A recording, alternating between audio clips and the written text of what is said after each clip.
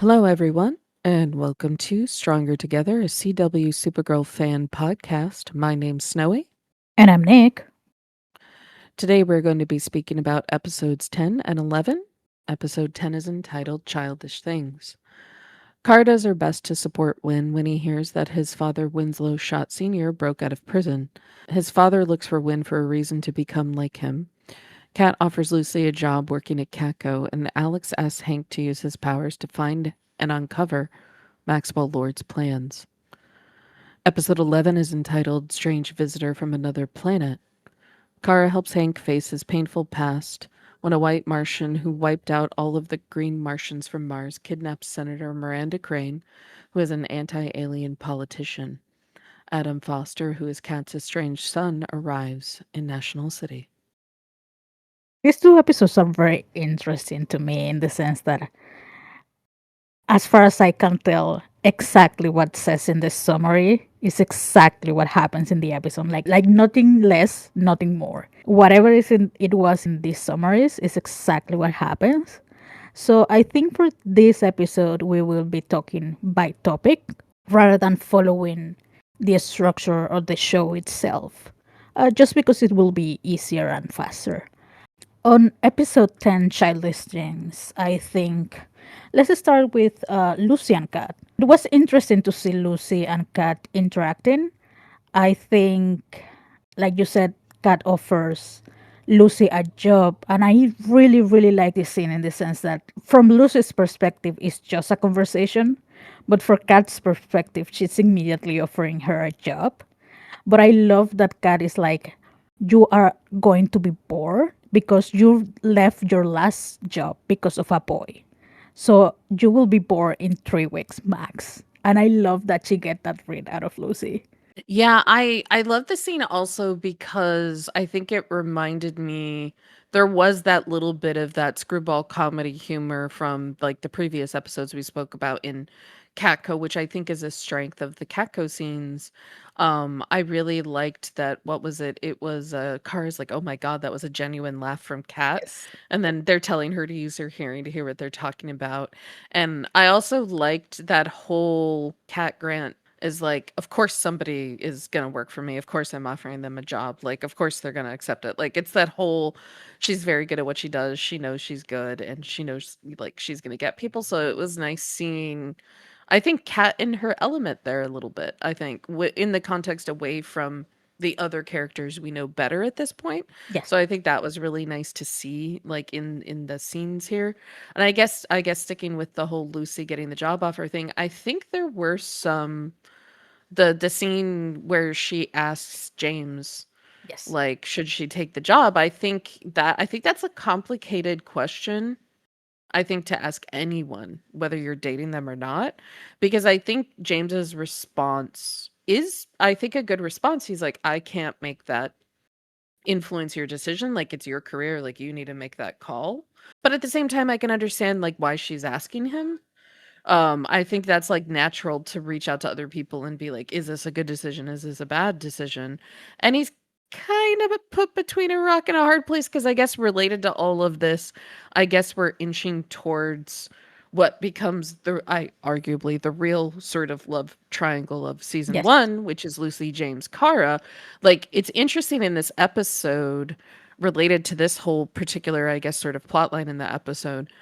Kat kind of, not even kind of, she calls Kara on the thing she has going on with James. Like, She does. it's like Cat sensed something going on in the force between them, and the fact that she flat out says this to Kara is just like, and she says it so casually, like, oh, you and your millennials and your like relationship things, blah blah blah. It's just very Cat. For me, I feel kind of sorry for James because to me, Lucy's question, it was like there was no right answer as him as a boyfriend. Like if he had said something like, "I don't want you to work here," it would be like terrible because of is her career, but also like Kat is messy.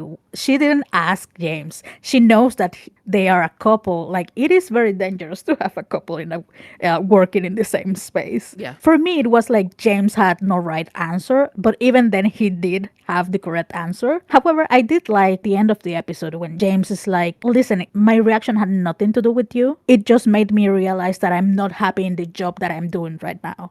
Because he's now like the creative director of CatCo, and he realized that he loves being a photojournalist.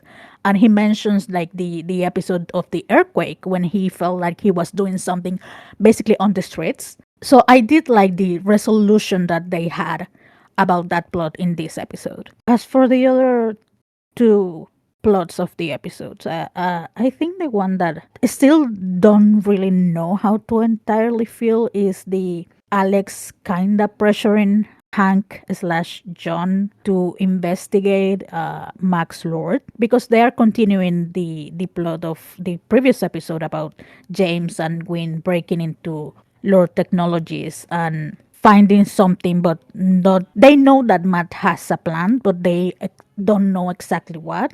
And the DO wants to know, right? And Alex keeps pressuring Hank slash John about going to investigate. I don't know how to feel about Alex's reaction at the start.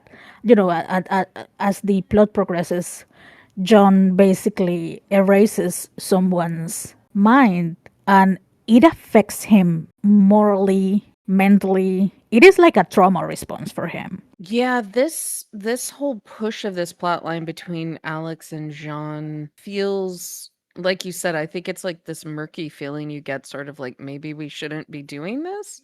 Maybe you should listen to him and the fact that he just doesn't feel comfortable.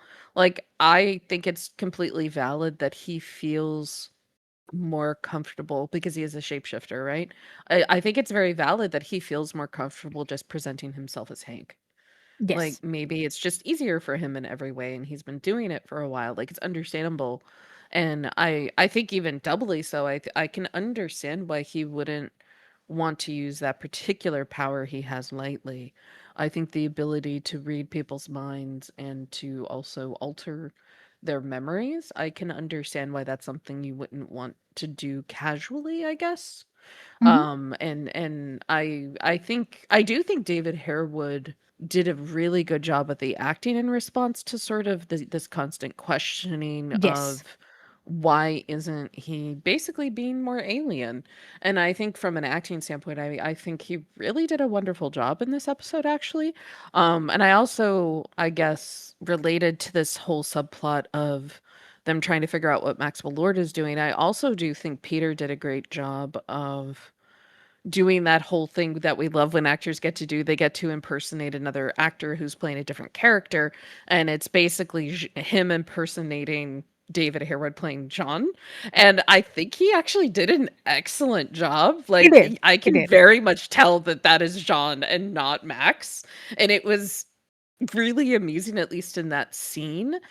But I think there's a whole undercurrent feeling of unease with this entire plot line related to Maxwell and what we will find out is Bizarro.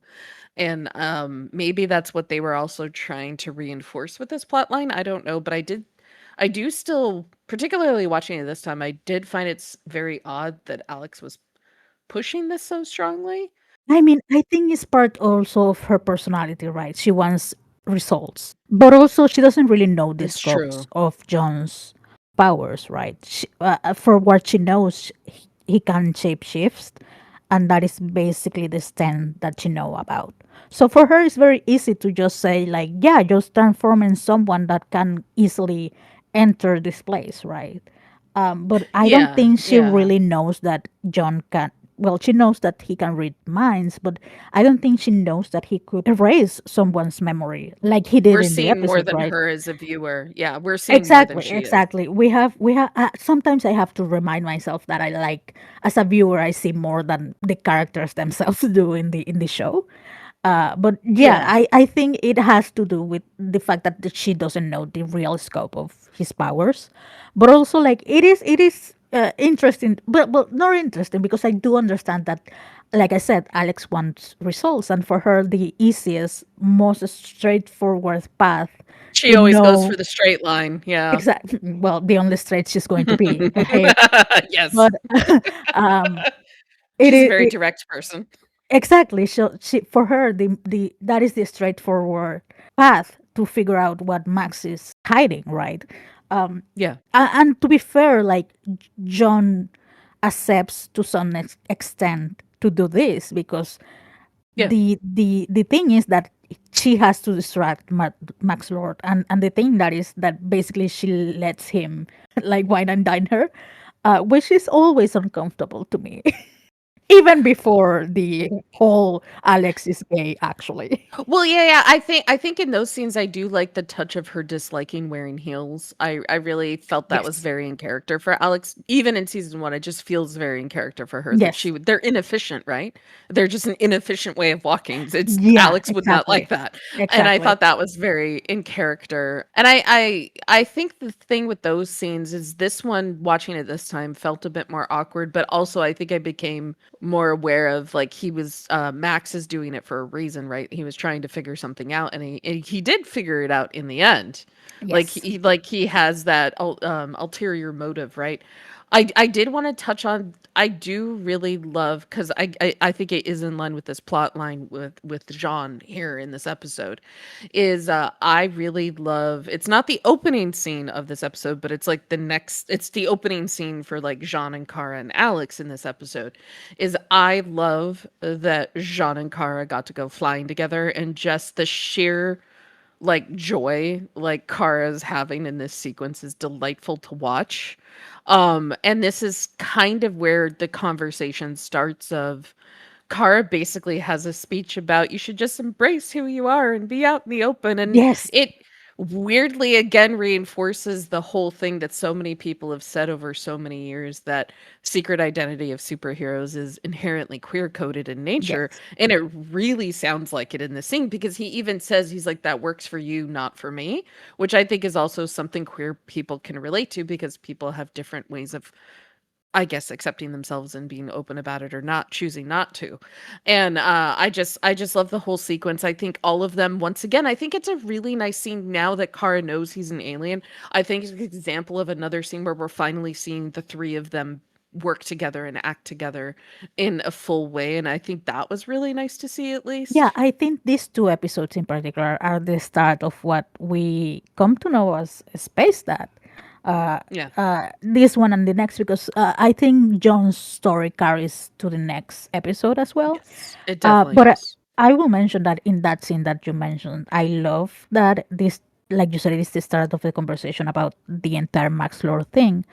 But I love that Alex says something like, if the information that Jimmy gave us about Max Lord is even correct, and Jones is like, Superman trusts Jimmy, so that's enough for me. And Alex's response is like, Supergirl trusts him, so that is enough for me. And I love that. It is like her sis, like, no, no, no.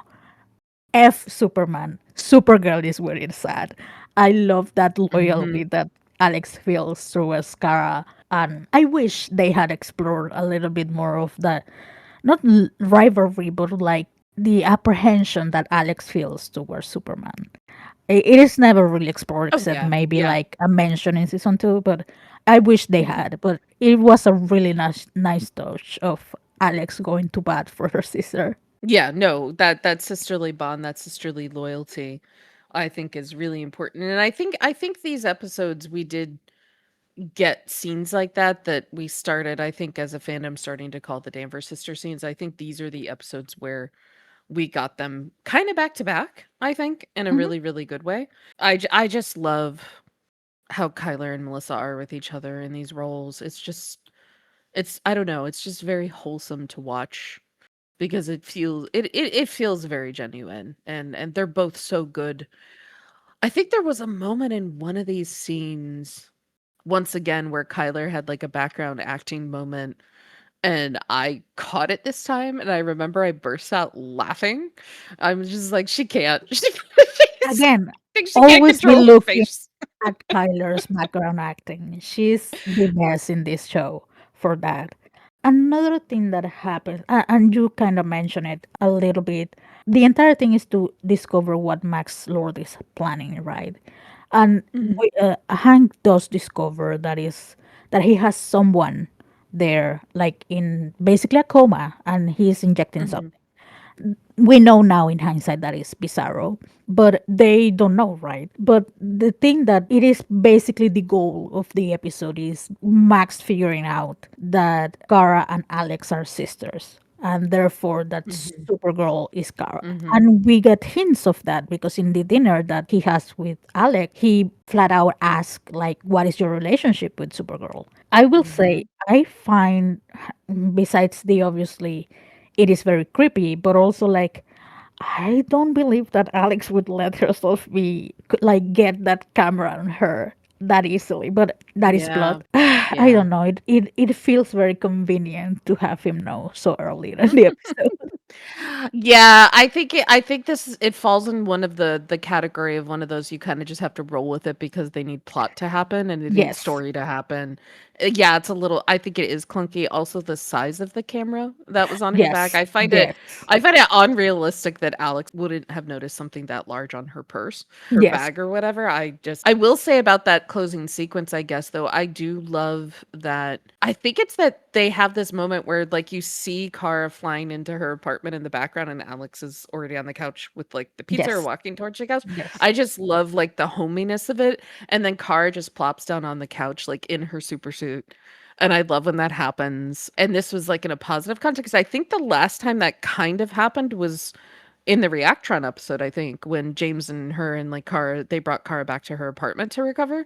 So it was nice to see it in a more like we're eating pizza. Although I stand by, there should have been more pizzas. We will There's talk only about that. one double cheese pizza, which Yes. taste, but there should have been more pizzas. Yeah, yeah. I guess we shall go to the main event of the episode, which is Yes. the Toyman arc with Winn. Hmm. I will say, first of all, Jeremy's acting is really, really good in this episode. Yeah, he's very good in this episode. This episode, you can arguably say that is Wynn's episode in this season. Hmm. Maybe a little bit shared with Hank or John, but I have my issues with Wynn.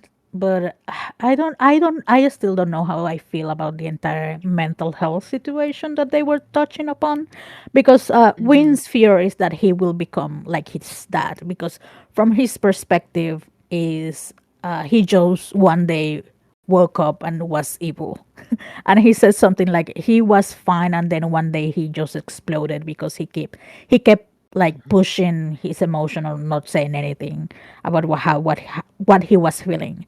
I still don't know how I feel about that. I don't know how I feel about the messaging, but I do love that Kara was with him the entire time. That thing that we were talking the previous episode about them being friends and having each other's backs. Hmm. It was very present in this episode. Yeah, I felt like these 2 episodes, I think something I noticed this time watching them is, yes, I think these episodes both of these episodes, I think, are showcases for other characters, which I think is important for Mhm. a TV season to do, right? Like, Yes, this first one is more Win, a little bit Jean, the next one is, like, Jean and Kat, and yes, I think it's very important, and we're gonna have one for Alex later on in the season. yes. And I think that's very important. I think the show sort of handled that very well. But I think something I did notice about these 2 episodes is I love that it's also quietly a showcase for how supportive Kara is to everyone in her life who is important to her and how they all kind of lean on her even if they don't realize they're doing it. And I think I actually had a note here where I think it was a scene with Win and Kara where I wrote like I love seeing a loving protective Kara like in these scenes with Win and she's just fully present to be supportive of him and what he's going through. And I think that is just really nice to see on screen between people and between characters. Um, but yeah, I think Jeremy Jordan in this episode really knocked it out of the park in terms of his performance. So yeah. He did. He did. He did. We have to mention it. I still don't like the kiss. He tries to Yeah. kiss Kara, Yeah. and Kara retreats. He apologizes, but it does feels weird. Again, the show keeps acting as if Kara didn't know that Winn was in love with her, or at the very least attracted. Let's say that he says Romantically and everything attracted to her, yes. in this episode he says that he's in love with her. Let's Mhm. say that she didn't know that part. She just thought that he was interested romantically in her. But she did know. Mhm. Why is this Yeah, show acting she as was she aware. didn't? They're It is also acting kind of like we frustrating don't for know as me. the viewer when Yes. we've been told this multiple times. We've seen Kara be aware at least that he was interested, and then she was just like, "No."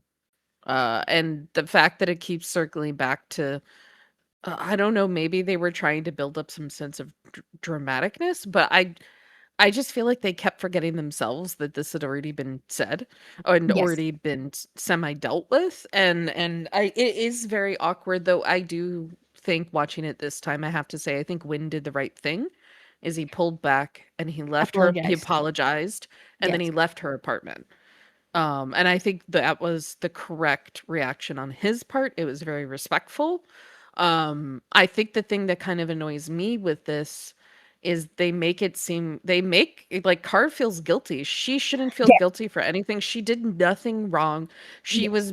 She was doing what I think any person who is supporting someone in their lives would do. Is she was Yes. trying to be there for them. I don't think she ever indicated to him she was doing it because she was romantically interested. I Hmm. think she was just like, I care about you as somebody in my life. So I'm here for you. And also that's just very Kara. And you can argue at this point, Wynn knows that about Kara at this point. Yeah. I will say this time I felt less annoyed by Wynn's action. That being said, I will always be annoyed about the fact that it is fine that he says in the episode that he needs to take a step back of being like Kara's best friend in the sense that he's trying to protect himself. That's perfectly fair. The thing that I don't And like is that process. Yeah. yes, the thing that I don't like is that the show Win and even Kara acts as if that was Kara's fault or it Yeah. like Yeah. cars, so it just missed. Responsibility or Yeah, something. Yeah. it is like, okay, we cannot deal with rejection, but that is not Kara's fault. That is Not on at him. all. That is Yeah. emotional, like, growth, I guess. Hmm. It is fair that he wants to take a step back, but I don't know if Yeah. I'm okay with him giving Kara the cold shoulder just because he can't handle his emotions, but also the fact that Kara feels guilty about it pissed me off. And it pissed me with the fact that the reason why she went back to her apartment flying and was kind of depressed in the final scene with Alex, it was because she was sad that this situation with Wid was happening. Yes. And she Yes. says that she did something. And I'm like, you did nothing wrong. Nothing. You did Oh my nothing. God. And then the fact that like Alex is like, "Oh, did he try and do XYZ?" And Yes. she literally says, "Did he try and kiss you or this and that?" And then I'm like, she's like, "I have eyeballs." I'm just like, "Yeah, okay, but Kara still shouldn't feel guilty. She didn't do anything wrong." Like, I can understand that she's trying to deal with like the shock of it or whatever, and that's understandable, I think, on her part, because I do think she was shocked. But I was like, you should not feel guilty at all. And again, I can understand when needing that space, but I also think he could have phrased it a little bit better, I guess, is what I think went across my brain. I was like, you could have phrased that a little bit better. When I guess related to this whole Win plot line, to just kind of sideswipe it into something a little bit more, I guess, CatCo sided, that I did make a note that I thought it was kind of amusing, is Cat does ask about this whole thing with his dad, because of course the police and FBI showed up because his dad is like a fugitive, whatever, blah blah blah. So there's like this whole plot line here. The thing that I love that kind of happened in the Cat scene where Cat is asking about him and whatever, she calls him a computer elf. And I was like, Yes. Cat, you're always winning with like your lines. No notes, Cat, no notes. Yeah.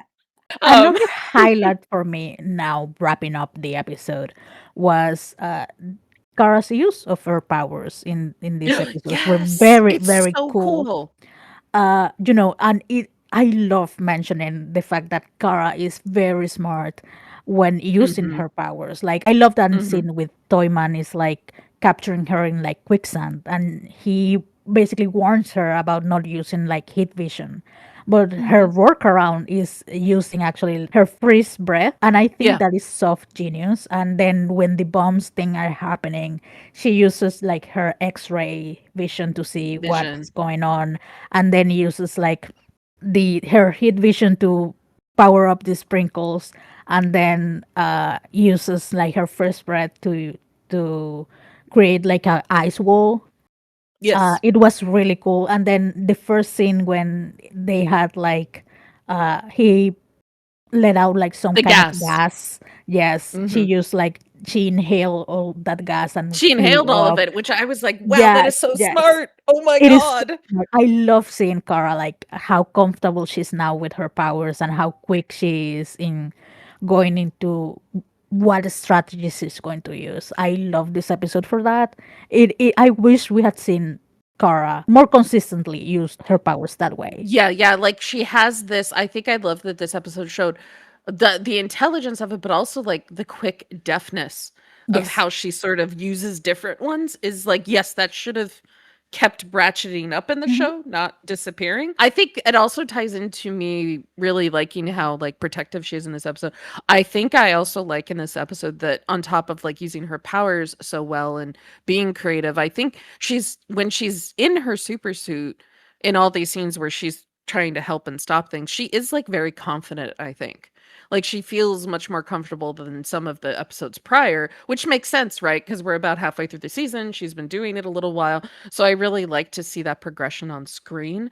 I think a little Easter egg that is in I think the first scene with the gas with Toyman is Yes. there is a little rocket ship bouncy toy that for little kids and it's a Superman Yes. Yes. glyph on it and everything, which I thought was a nice little Easter egg they, like, tossed in the background if you're paying attention.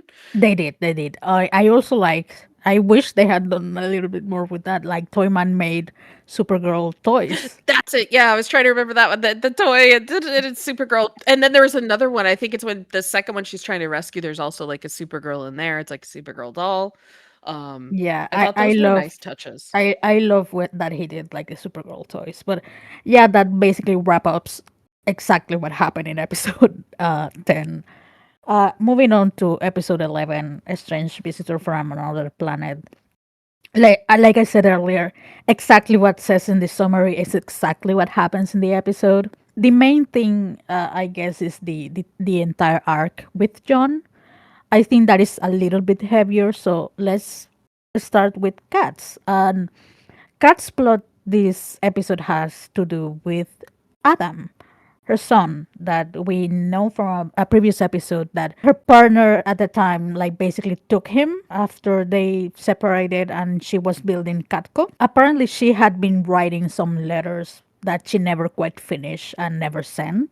And Kara took it upon herself to finish and send them over. I love that Kat sees Adam in the office, in her office, and at first, she's like, who the heck is that? But she recognizes him. But as soon as he says, like, I got your letter, and he shows the paper, I love that Kat just like kind of looks at Kara and is like, okay, my letter. And just continue talking. She was like, I know you did some bullshit, Kara. I know you did some bullshit. At clocking her. So this episode, what I did kind of like is they played with that opening where we said, you know, they tend to open the episode with car flying. There's a Mhm. voiceover, and I like how they played with this is yes, she does a voiceover, and it is until the very end. And I do love that they have her randomly rescuing some people from a wildfire. This is ties into the whole flew to Chicago to get food. Like, yes, doing little Yes. things like this that aren't tied to plot specific things, like having Car do them, I think is very important. That I wish we'd kept more consistently in the show. But I love that you think it's her just speaking and having like some sort of thought, and then it ends with her saying, "Love, Mom." And then you Yes. realize something else is going on. Yes. And then I think it's we also cut to I think I also loved in this episode, I think this sequence then cut to Alex and Kara doing kind of a walk and talk outside, which I Yes, know they do that a couple of other times going forward, particularly in a very important episode in season 2, which it strongly reminded me of. And then there is a absolutely. moment in yeah, they're then they go into Noonan's, and the one thing I noticed in the Noonan sequence is once again Kyler's face in the background. I was like, "Girl." Yeah, we don't know at that moment, obviously, because, like you said, it is like basically the start of the episode. That is Adam. But Mhm. Alex immediately clocks that Adam is flirting with Kara, and that is like the acting in the background. And Kara, it flies over her head every single time. It is incredibly Mhm. funny. It's so unawares. Um, but yeah, she recognizes Adam later on when he's at Kat's office. I guess we have to mention that at the time, the actor was married to Melissa. There is another controversy that I don't think we are qualified to talk about it, but these episodes are always difficult to watch for me in that Yeah, sense. it's very understandable. I think with this viewing, since I knew we were gonna be doing the podcast, I think I tried to see if I could notice anything else, and I think the biggest thing I noticed in the scene where Kat's talking to Adam initially in her office, other than the whole her realizing Kara did something, um, Mhm. is I noticed I have to say Callista's acting was really nuanced in this scene. Like, you Yes, can see her shifting from being confident Cat Grant, Queen of all media, when she's initially talking to him and meeting his eyes and being very formal and polite. And the second something gets a little too much for her, I really love that I noticed that she has this moment where she can't even look him in the eye. Like, yes, she's looking yes. off to the side. And I just think the nuance of like her acting in this scene was really, really beautiful, and then, like, at the end, she shifts back to Cat Grant and being like, "Kira, come into my office," and there's this whole like, Uh, I just yeah, Callista's acting was really, really good in this scene. like we said, the previous episode was Jeremy's. This one is Mhm, Callista's. Callista, mhm, like you said, she was very nuanced and in portraying like the ups and downs of Kat's emotions. Like at mhm, first she was surprised and then she was delighted and then she was pissed and heartbroken and then this acceptance almost at the end and almost playful at the end when she realized that Adam wants to ask Kara out at the end of the episode. But I love Kara's and Kat's relationship is so strong in this episode because yes, mhm, Kara's being very meddling from the start, since right into the son of her boss, mhm, for starters. But I love that scene when Adam is like, I am only going to go to dinner with my mom if you are there, to Kara, and Kara basically becomes like the translator to both of them. mhm, Like mhm, Kara reading Cat was amazing, and then very from a place of being there almost, she understand where Adam is coming from. So she mhm. kind of translates between the two. I do like that dynamic that they created in this episode for the three of them. Let's say mostly Kara and Kat though. Yeah, I think one of the little things I noticed this time watching this episode, because I was sort of making a conscious choice to focus on different things, is the Cat and Adam initially try to go to dinner by themselves. It kind of fails, and then Yes, Cat in a panic like contacts Kara, and Kara is actually flying when she answers, which I thought was adorable because that's a callback to the train episode where she's like, "Oh, the window's up. Why do I hear wind? The window's open," and she's flying in the air. So I don't know. It reminded me of that. But I at the so she basically, I think very bravely for Kat at least, like basically is really reaching out to Kara, going, "I fucked it up. You came in here with all your great optimism and hope, and you didn't prep me to like interact with this person. And what the hell?" which And the cards is look.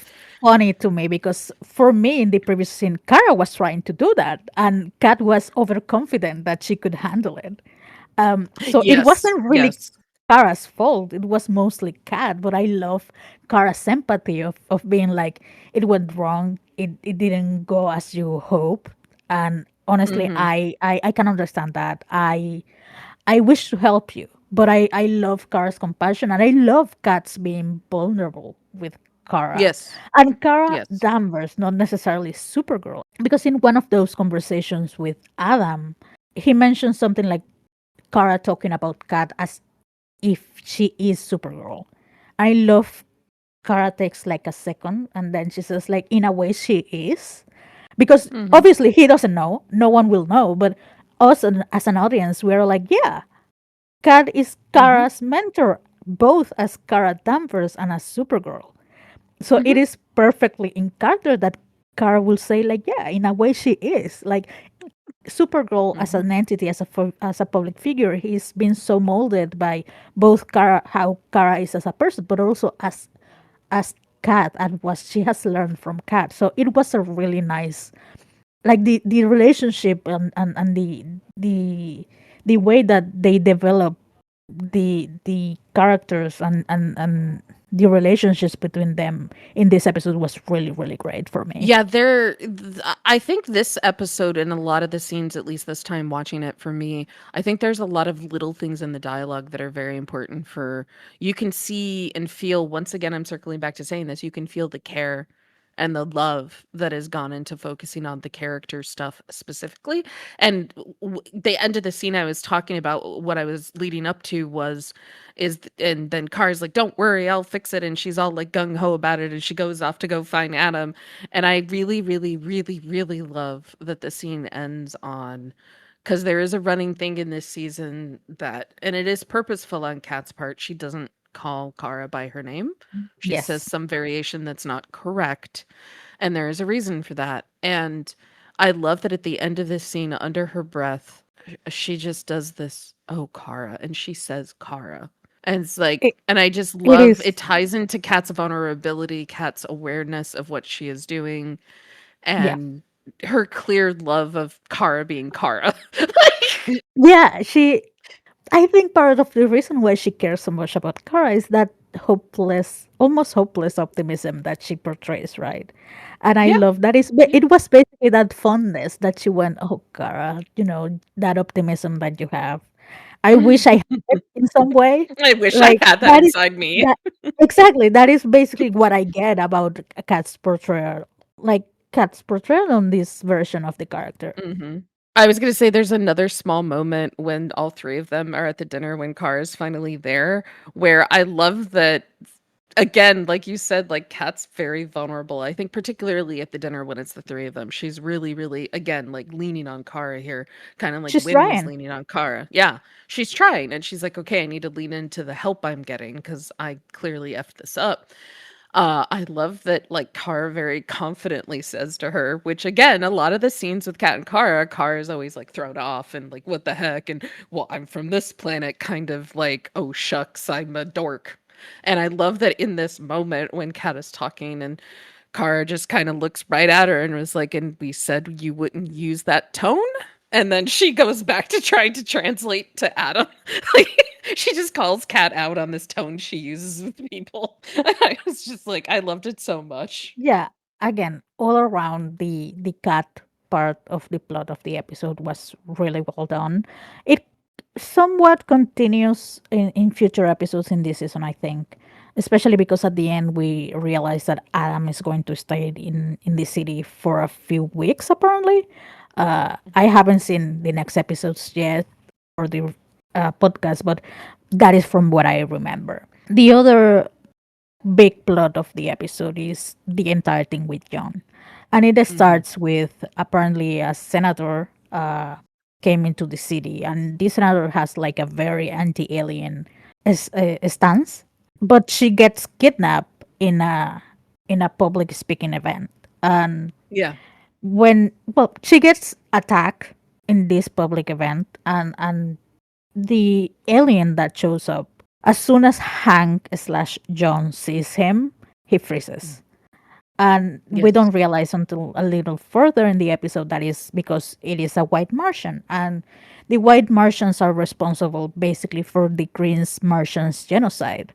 And from the Mhm. story that we get up until this point, John is the last Green Martian. His arc in this episode is basically first the fear that he experienced and almost the PTSD that he has Mhm. given the circumstances, and then this evolving a little bit into anger and then a little bit into almost suicidal ideation and revenge, and then coming to terms. And in that journey is Mhm. basically Kara who guides him towards Mhm. the end.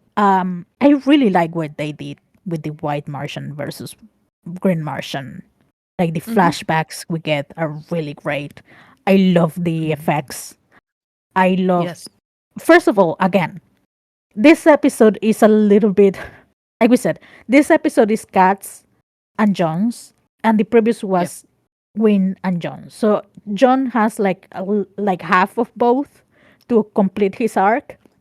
So in Mhm. this episode, I think his acting is way more solid. Even though the Yes. in the previous one he was great, in this one I think is when he really gets out his acting job. So kudos to Yes, I David. agree. He was great. I really like the dynamic that he had with supposedly the senator, but it was the White Mhm. Martian. I really love when they talk in Alien, when they were talking like Martian Mhm. at the Mhm. end. I really love those aspects of this episode. It was really, really solid for John in this episode. Yeah, I have to agree. The one sort of I noticed it in this episode. I think the one CatCo scene that kind of tied heavily into this Jean plot line was I think it was one of the best examples of a meeting at CatCo that we've had thus far in the show, Yes. where Kat's leading a meeting of what she wants people to be working on. I love that Kara's standing very confidently in the background, like taking notes. This is the episode where James speaks up about why don't you just send me? I have a ton of I am the most experienced photojournalist you have. So actually James is also there in the chaotic sequence that happens when the senator is taken in this very public event. I do think in that sequence they did a great job of making it feel very chaotic and confusing, and leading up to when Kara ends up finding the senator like in the parking garage. So I think that entire sequence was very well done, and it was very chaotic and intense. I don't know, I felt in this one as well, kind of bouncing off of the previous one. I think this is another example in maybe not quite as loud a ways as the previous episode, but I think there is still that sort of consistency of the confidence in Kara in being Supergirl and in her role here. And also they have her do some really interesting experienced moves, particularly when she's like flying. I think in the fight with what we find out what roughly halfway through the episode that it's a White Martian posing as shapeshifted into the senator. They have this massive fight sequence in the DEO. And I really love that it involved everybody. Like it involved Jean, it involved Alex, it involved also Kara. They Alex calls Kara to get there. And I just love how I think partway into the part of the fight that was between Kara and the White Martian, Kara gets like punched and she flips in the air, but she actually catches herself in the air and actually stops herself, which I thought was such a cool move and something you could only do if you were more experienced with like what your body's doing while you're flying and being punched. And I thought all of that was great. Tied into sort of we have the CatCo scene earlier there that continues with James. Like he took a lot of photos during the chaos. And then there is a scene in this episode between Kara and James where they're both looking through all the photographs he's taken, trying to see if they notice anything. And then that sort of is the one that leads into the fight scene that happens in the DEO. But I think another aspect of this episode I really liked is I think throughout these two episodes in different ways, like Alex is trying weirdly, try not weirdly, but Alex is trying to encourage John in her own way to like embrace his alienness, and I think Kara is kind of quietly doing the same. And I think in this episode Alex is trying to get him to talk a little bit, but I can understand why that's really hard for Jean in this episode. I think I mean, he experienced a genocide of his people. I mean, he lost his whole family, he lost his wife, he lost his children, he lost everybody.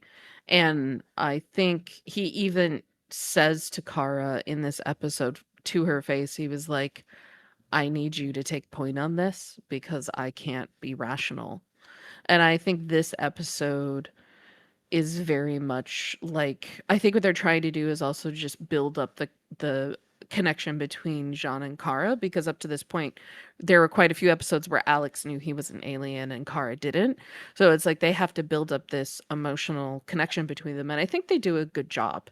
And I think it's also really important because they do have similar experiences. They do have both have the survivor's guilt that arguably nobody else they know can understand in any way, right? In a So scope, I think yeah. in scope of it, and I think they do a very good job, I think, of having them connect in this episode. And I think for me, one of the scenes I love the best is I do really love how alien they had the Martians feel. I think it's also not just them speaking in the Martian language. It's also I love when they're speaking in English. The White Martian has this line of, I want to water the ground with your blood. And I just love like the fact that the diction was changed to be how we would perceive as like very formal. And it's almost like it in some ways it makes you pause when you're listening to it because it does kind of feel foreign and alien to our ears because most people don't talk in that kind of almost ceremonial way. And I It like was that they're almost trying. poetic. It was almost like a Yeah. poetry. Yeah. So it does feel like foreign and not quite like what you're used to. So it was, like you said, another level of the alienness of the communication that they were having, even though it was in English. Yeah, and it reminded me a little bit of the Krypton scene where it was where they were putting astronaut on trial, where that also had that almost sense of like it's supposed to feel alien, it's supposed to feel different. And I think these are other examples of like the folks working on the show trying to put in this effort that you feel the difference. And I think I think for me the really big scene in this episode is when basically like they're trying to hunt down the White Martian after they figure out the senator, the the White Martian gets away, so they're trying to find the actual senator, and they go around and they're trying to find it. But this basically culminates in a scene of Alex being used as bait to get Jean to come out into the open to fight the White Martian. So of Mhm. course Jean has to go. Of course Kara also goes. And this scene culminates in there is actually, I think again in this episode, I think the fight scenes in this episode I thought were really well done. They had two really good set pieces. It was really cool, I gotta say, to see Jean, the White Russian, and Kara flying in the sky and fighting each other Yes. and not having to hold back. It was really fun to watch because we don't get a lot of scenes like that in the show where you're seeing them be able to fight and not have to hold back or not have to like modulate what they're doing. They were just going for it, and it's nice to see that sometimes. And I think they utilize that well in this episode. But this ends with initially uh the White Martian has the upper hand initially towards the end, and Jean is like, okay, send me to my people. But then Car comes out of wherever hell she was and knocks the White Martian, and then Jean gets the upper hand on all of them, including Kara. So what he does is, he has the kryptonite cuffs, so she's not as powerful. He's like, I don't want you to stop me.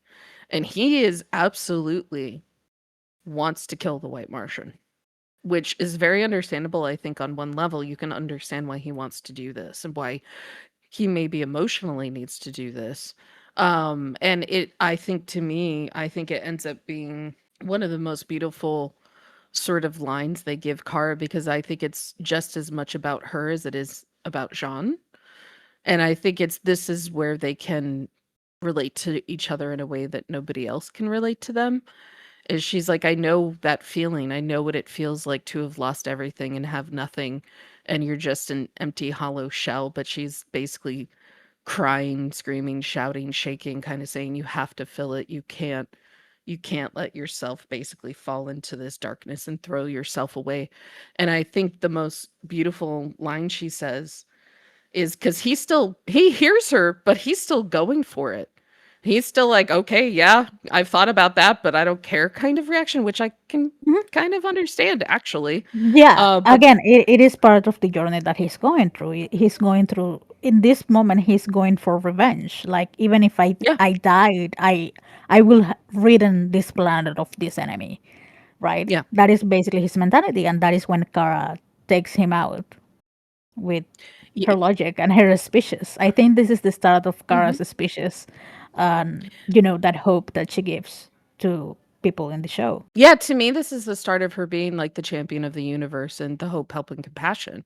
But I think the line of this scene that I think gets through to him is when Kara says, basically, don't throw away who you are. If you do, that thing wins, and the last son of Mars dies, even if you're still standing. And that's what stays his Yes. hand, because she's absolutely correct.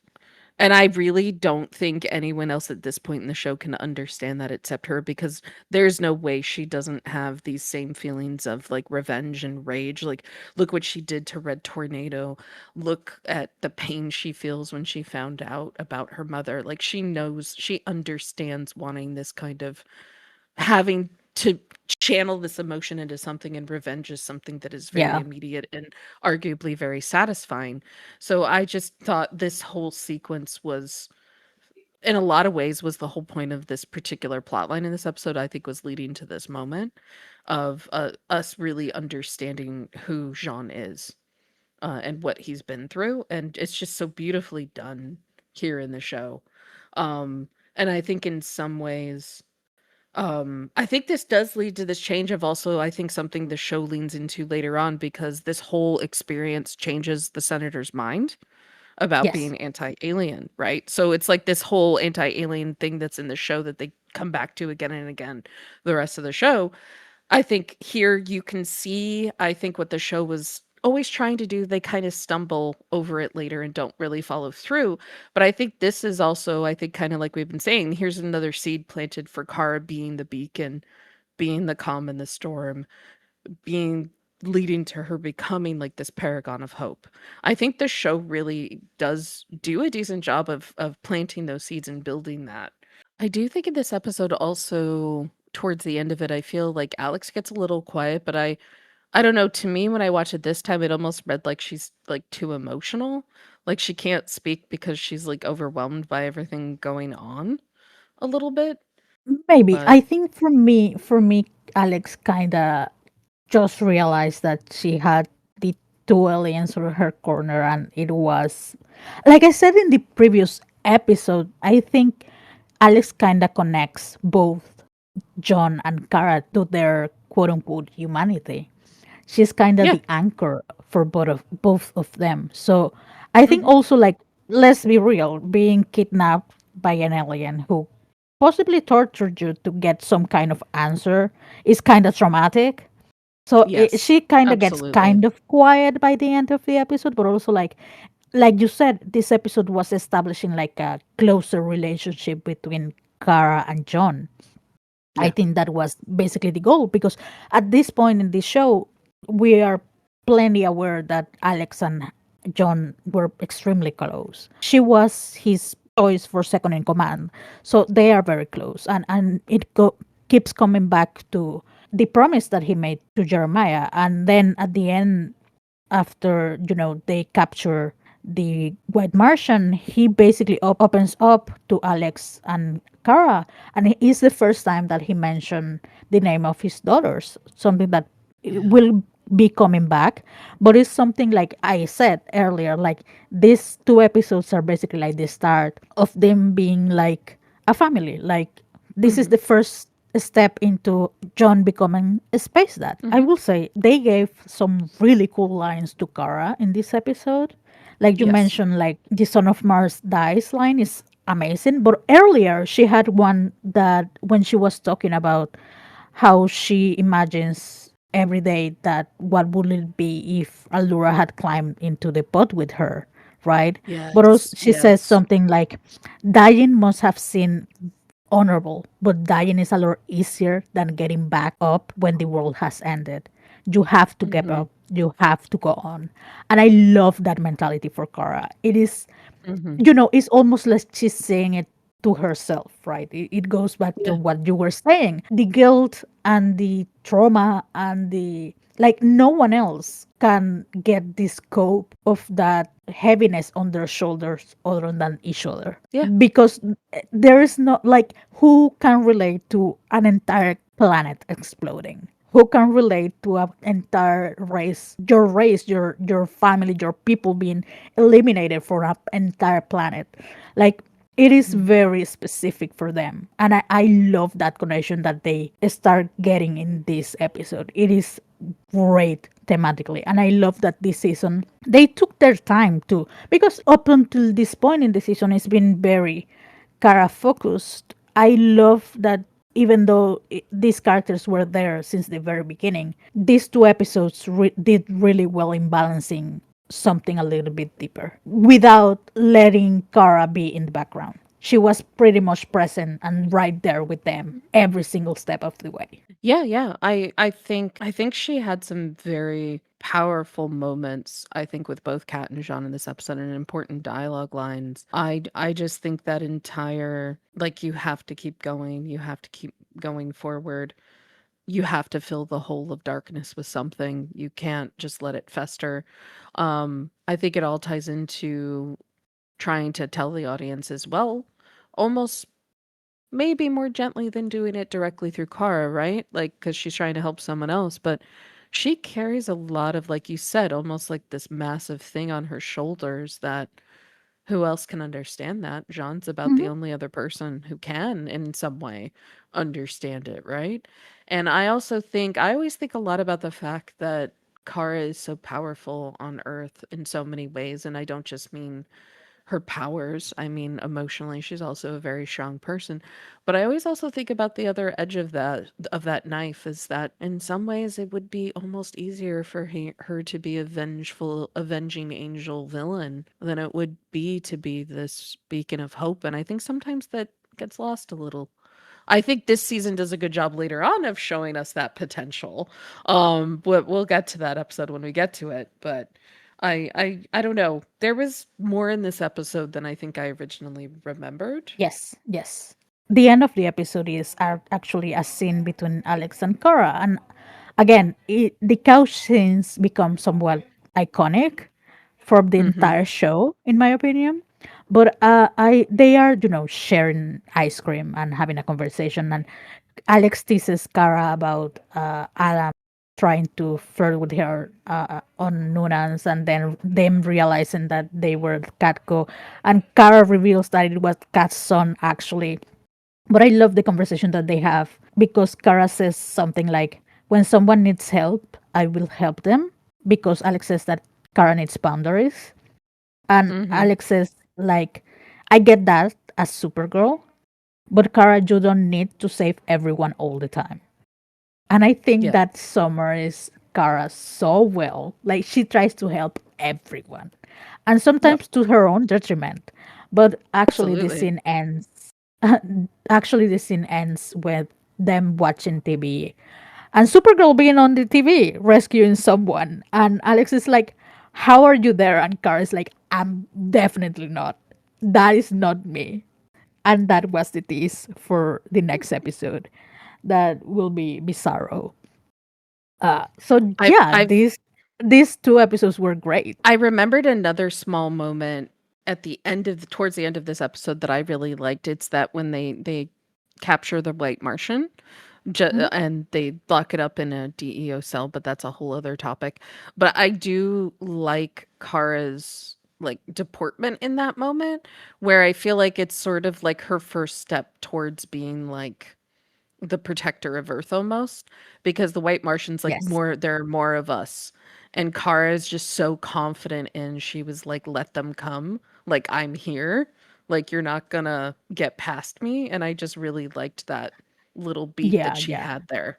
Yeah. Another interesting thing that I forgot to mention earlier is that it is somewhat lore for the Martians, but I really enjoyed that fact that John says that the reason the White Martian came to National City was because he used his powers in the previous episode, not Yeah, that's right. the shape shifting, but the erasing someone else's memories, because they established during the episode that they have some sort of link, like mental link between Mhm, them.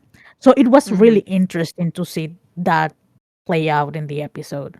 But It yeah, was, it was. these two episodes are really great. I kind of forgot about them. They are not episodes that come to mind easily for me. I'll be honest, but it they were better I than I remember. Yeah, I think for me of the 2 of these, the one that I usually remember the most is the second one. It's the strange visitor from another planet because I really, really love the scenes between Jean and Kara in this episode. Yeah, And I think and some of Kara's lines in this episode always kind of stuck with me. But yeah, I'd forgotten a lot of other things in these episodes though, but I remembered those particular like scenes. yeah, I remember what happens. I just don't remember the details. But It's yeah, very that was valid. basically the episodes for today. I really enjoyed this episode. They were very solid. Not my favorite at all from the season, but pretty solid for what they were. Oh yeah, definitely. I think this season in general has fairly solid episodes. Absolutely. Well, thank you so much for joining us in discussing this episode. I hope you liked it. Remember, leave us a comment if you liked. El Mayara. El Mayara.